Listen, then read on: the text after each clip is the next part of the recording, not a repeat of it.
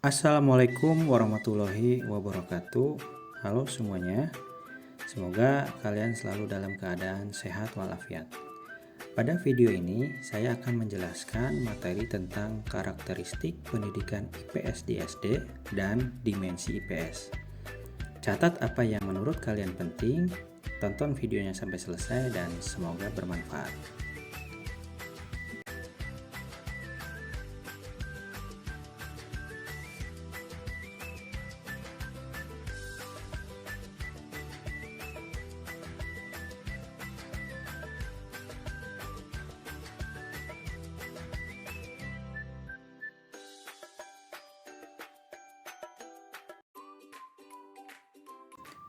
Hakikat pendidikan IPS. Mungkin sebagian dari kita baru mendengar ungkapan yang satu ini. Dan ungkapan inilah yang mungkin tepat untuk menggambarkan kondisi masyarakat sekarang yang sedang mengalami perubahan yang begitu cepat. Perubahan masyarakat yang begitu cepat adalah sebagai dampak dari kemajuan dalam bidang sains dan teknologi yang pada akhirnya membawa dampak positif dan sekaligus dampak negatif dalam kehidupan bermasyarakat. Hingga kini, peran pendidikan masih tetap menjadi tumpuan harapan yang dapat membawa pencerahan bagi masyarakat, sehingga bisa mengurangi dampak negatif tanpa menghilangkan dampak positif dari perubahan tersebut. Pendidikan bisa menjadi tumpuan harapan jika tetap menjaga kualitasnya dalam mengkaji dan mendalami suatu bidang ilmu dengan memadukannya pada perkembangan zaman. Sebagian contoh kecil dalam perkembangan pendidikan di Indonesia yaitu berubahnya kurikulum yang dulunya berpacu di ranah kognitif kini bertambah dengan ranah-ranah yang lain. Perubahan kurikulum bukan serta-merta tanpa alasan. Dari tahun 2004, terhitung Indonesia telah mengganti sebanyak 3 kurikulum, dimulai dari kurikulum berbasis kompetensi yang menekankan pada pengembangan tugas, kurikulum tingkat satuan pendidikan yang berorientasi pada disiplin ilmu, dan kurikulum nasional atau yang lebih dikenal dengan sebutan kurikulum 2013 yang menekankan pada pendidikan karakter. Upaya tersebut tidak lain dan tidak bukan untuk menjawab tantangan permasalahan yang salah satunya di ranah sosial, yang outputnya adalah berupa pengembangan pendidikan ilmu pengetahuan sosial. Menurut kurikulum tingkat satuan pendidikan, ilmu pengetahuan sosial merupakan salah satu mata pelajaran yang wajib diberikan mulai dari SD sampai SMA. Mata pelajaran IPS mengkaji seperangkat peristiwa, fakta, konsep, dan generalisasi yang berkaitan dengan isu-isu sosial. Pada jenjang SD, mata pelajaran IPS itu adalah mata pelajaran yang memuat materi geografi, sejarah, ekonomi, dan sosiologi yang disajikan secara terpadu. Melalui pelajaran IPS, peserta didik ini diarahkan menjadi warga negara Indonesia yang demokratis dan bertanggung jawab, serta mampu menjadi warga dunia yang mencintai perdamaian.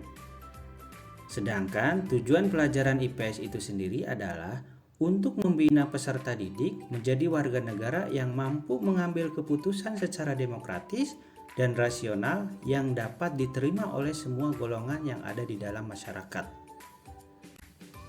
Adapun rincian tujuan mata pelajaran IPS adalah agar peserta didik memiliki kemampuan seperti mengenal konsep-konsep, memiliki kemampuan memecahkan masalah, berpikir logis, berpikir kritis, mempunyai rasa ingin tahu dan keterampilan dalam kehidupan sosial, memiliki komitmen dan kesadaran terhadap nilai-nilai sosial dan kemanusiaan, serta memiliki kemampuan berkomunikasi, bekerja sama, dan berkompetisi dalam masyarakat yang majemuk di tingkat lokal, nasional, dan global.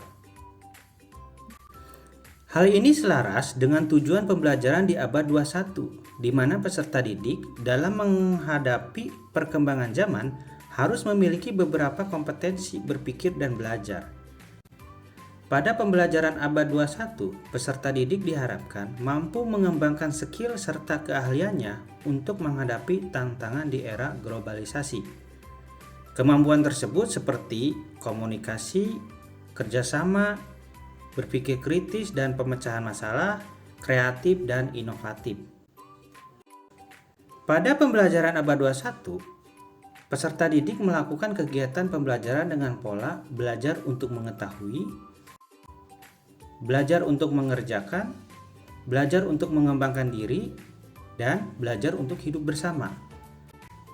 Keterampilan-keterampilan ini dan pola-pola mengajar seperti yang disebutkan minimal diketahui oleh para calon pendidik agar mampu membuat kerangka pembelajaran yang tepat dan sesuai dengan perkembangan zaman saat ini. Selain itu, calon pendidik juga harus memahami perkembangan dan kecerdasan peserta didik secara komprehensif. Salah satunya dengan memahami multiple intelligence. Multiple intelligence adalah kecerdasan ganda yang dapat dimaknai sebagai kemampuan seseorang untuk menyelesaikan suatu masalah. Kecerdasan ini meliputi daya pikir dan perkembangan kognitif. Yang pertama, kecerdasan linguistik, kecerdasan matematis, kecerdasan ruang, kecerdasan kinestik, kecerdasan musikal, kecerdasan interpersonal, kecerdasan intrapersonal, kecerdasan lingkungan, dan kecerdasan eksistensial. Pendidikan IPS sebagai mata pelajaran dan sebagai suatu disiplin ilmu memiliki beberapa landasan yang menjadi sebuah kerangka dalam membangun struktur metodologi, pemanfaatan, serta bagaimana mengapa struktur disiplin ilmu tersebut dibangun, dikembangkan, dan ke arah mana tujuan dan sasarannya dilakukan oleh pemangku kepentingan. Landasan tersebut adalah landasan filosofis, landasan ideologis, landasan sosiologis, landasan antropologis, landasan kemanusiaan, landasan politis, landasan psikologis, dan landasan religius. Dan kita juga perlu mengenal beberapa organisasi profesional yang secara khusus membina dan mengembangkan ilmu sosial pada pendidikan dasar dan menengah. Salah satunya adalah NCSS, National Council for the Social Study. Organisasi ini pada awalnya berdiri hanya untuk memaksimalkan hasil-hasil pendidikan yang diperuntukkan untuk tujuan-tujuan kewarganegaraan. Namun, 14 tahun setelah berdirinya, NCSS menegaskan bahwa dirinya menjadi pemangku kepentingan pendidikan sosial, salah satunya dalam ranah kurikulum dari tahun 1935 sampai sekarang.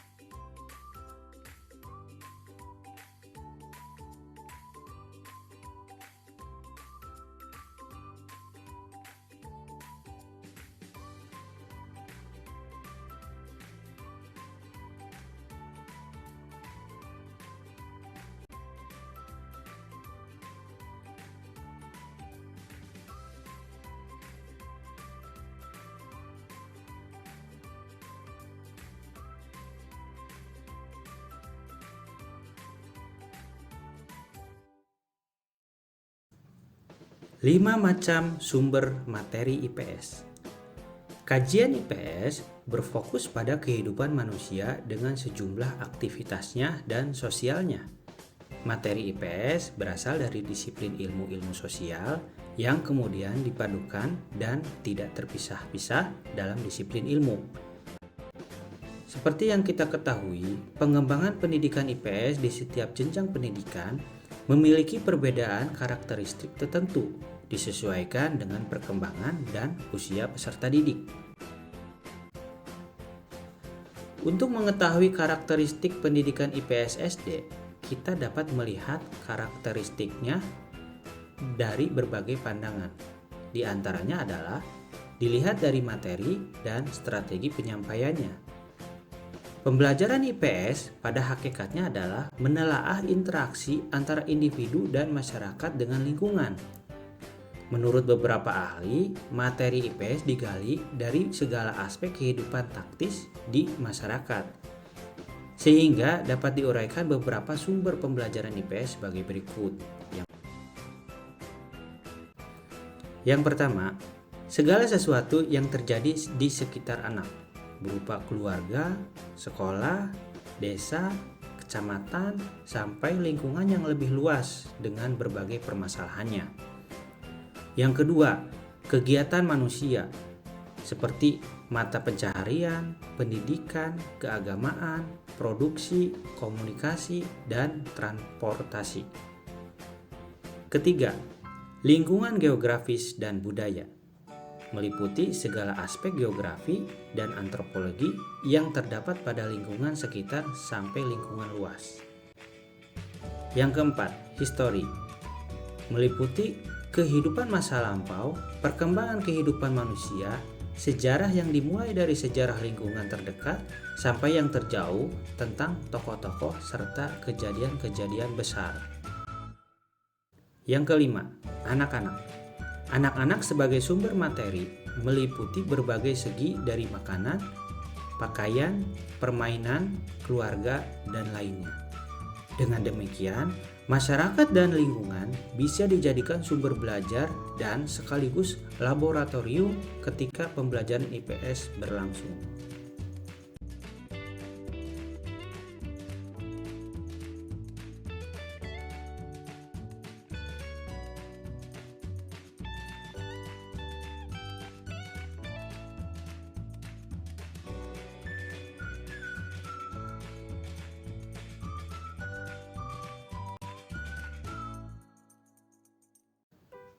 Strategi pengajaran IPS. Strategi penyampaian pengajaran IPS adalah sebagian besar didasarkan pada suatu tradisi yang mana materi disusun dalam urutan anak-anak atau diri sendiri, keluarga, masyarakat, kota, wilayah, negara, dan dunia. Tipe kurikulum tersebut didasarkan pada asumsi bahwa anak-anak pertama-tama dikenalkan atau perlu memperoleh konsep yang berhubungan dengan lingkungan terdekat atau diri sendiri serta secara bertahap dan sistematis bergerak dalam lingkungan yang paling kecil sampai kemudian mengembangkan kemampuannya untuk menghadapi unsur-unsur dunia yang lebih luas. Oleh karena itu, guru dalam merancang pembelajaran IPS harus dapat membangkitkan peserta didik dengan penyampaian yang menarik dan bervariasi. Tentunya juga harus menyesuaikan dengan perkembangan peserta didik. Hal-hal yang perlu diperhatikan dalam merancang pembelajaran khususnya pembelajaran IPS adalah yang pertama, harus memperhatikan kurikulum. Kemudian, psikologi peserta didik atau latar belakang peserta didik, kemudian pemetaan alokasi waktu dan materi yang akan disampaikan serta strategi pembelajaran.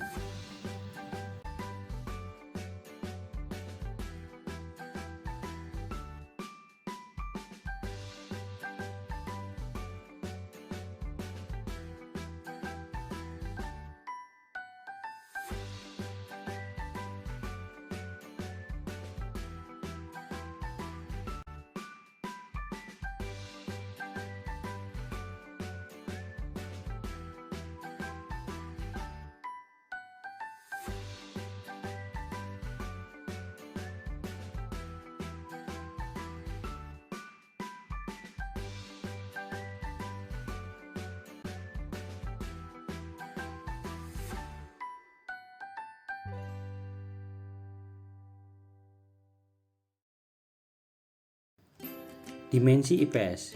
Yang pertama, dimensi pengetahuan. Dimensi pengetahuan mencakup fakta, konsep, dan generalisasi. Fakta adalah data yang spesifik tentang peristiwa, objek, orang, dan hal-hal yang terjadi. Dalam pembelajaran IPS, diharapkan peserta didik dapat mengenal berbagai jenis fakta, khususnya yang berkaitan dengan kehidupan. Kemudian konsep merupakan kata-kata atau frase yang mengelompokkan, mengkategorikan, dan memberi arti terhadap kelompok fakta yang berkaitan, yaitu sejarah, politik, ekonomi, antropologi, geografi, sosiologi, dan psikologi. Kemudian, generalisasi merupakan suatu pernyataan dari dua konsep atau lebih yang saling berkaitan. Generalisasi memiliki tingkat kompleksitas isi yang disesuaikan dengan tingkat perkembangan peserta didik. Kedua, dimensi keterampilan. Keterampilan sangat penting untuk menjadi masyarakat yang berperan aktif secara cerdas dan demokratis sebagai warga negara Indonesia. Dimensi ini mencakup keterampilan meneliti, berpikir, berpartisipasi sosial, dan berkomunikasi. Ketiga, dimensi nilai dan sikap. Nilai yang dimaksud di sini adalah seperangkat keyakinan atau prinsip perilaku yang telah melekat dalam diri seseorang atau kelompok masyarakat tertentu. Nilai dibagi menjadi dua. Pertama, nilai substantif. Nilai substantif adalah nilai yang menjadi pegangan seseorang terkait sesuatu hal. Berdasarkan pembelajaran IPS, nilai perlu diajarkan serta ditanamkan dan peserta didik perlu mengetahui ada keragaman nilai dalam masyarakat dan mereka perlu mengetahui isi nilai dan implikasi dari nilai-nilai tersebut.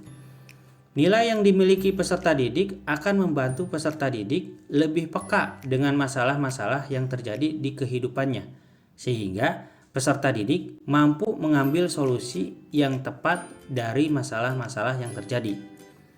2. Nilai prosedural.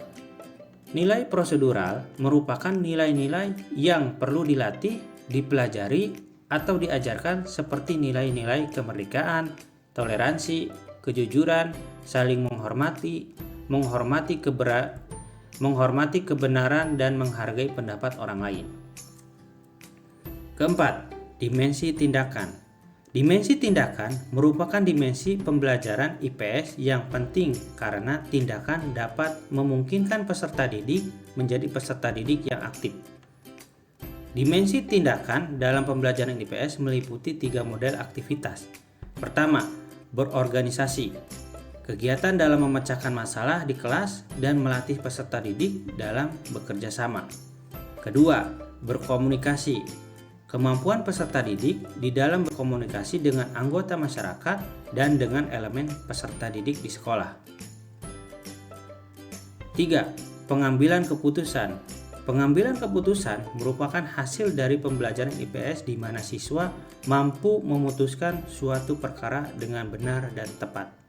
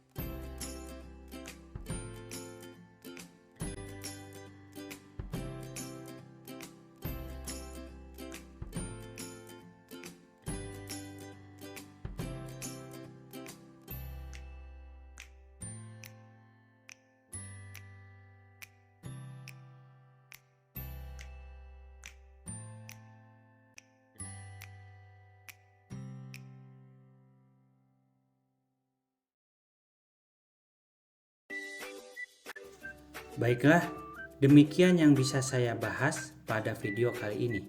Semoga apa yang saya bahas ada manfaatnya. Terima kasih. Wassalamualaikum warahmatullahi wabarakatuh.